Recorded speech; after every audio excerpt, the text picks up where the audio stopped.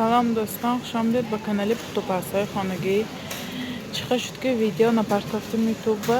بسیار سوال شد که برای چی ویدیو نپرداختید، بیمار شدید. رحمت برای حال پرسی نیه اصلا کاندیتر با کار ببرمدم. کاندیترنده کار کرسیم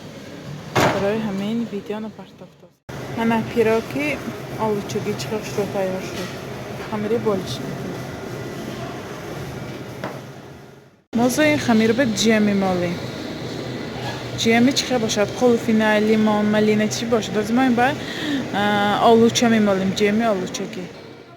پیچان ساز کمچی میکنه منو بخیر 4 کنجه شکل شود طرزی پیچانیدن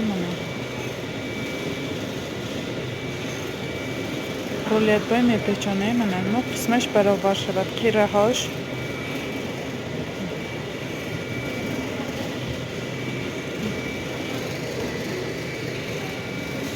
قیرشه یک کشیم که 4 کنجه شود همه طرفی خمیر برابر کرد محکم میکنیم شروع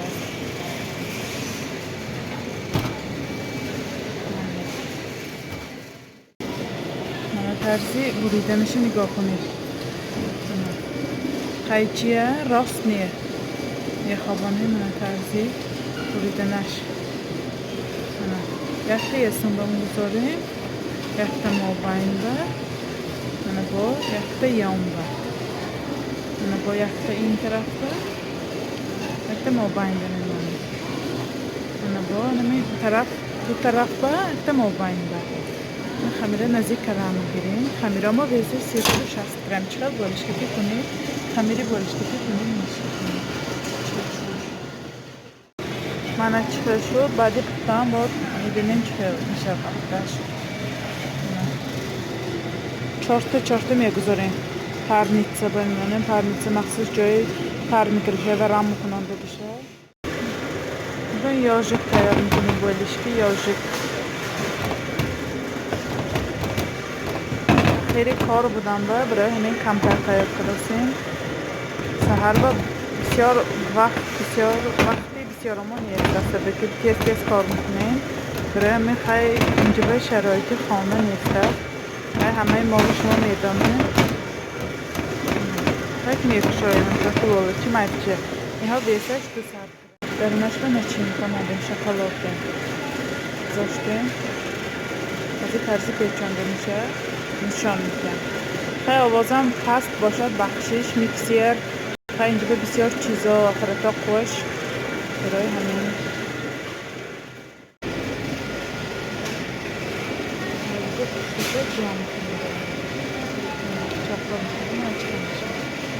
نافت ماننده نافت میشه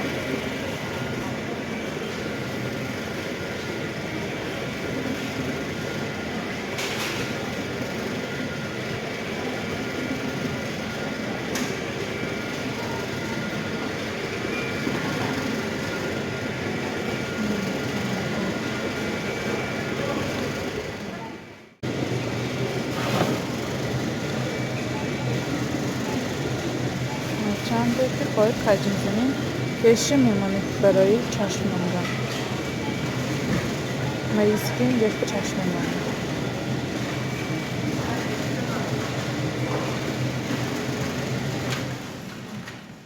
چشمش بمانم مریض زیر میکنیم مریض سخت زیر میکنیم وقتی پختم نقرده طرز زیر کنشی نگاه کنید من سخته دوتای از گوشت جمع میکنیم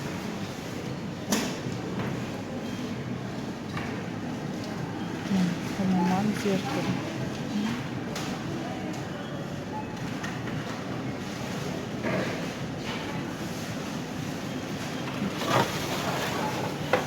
چقدر شد ویدش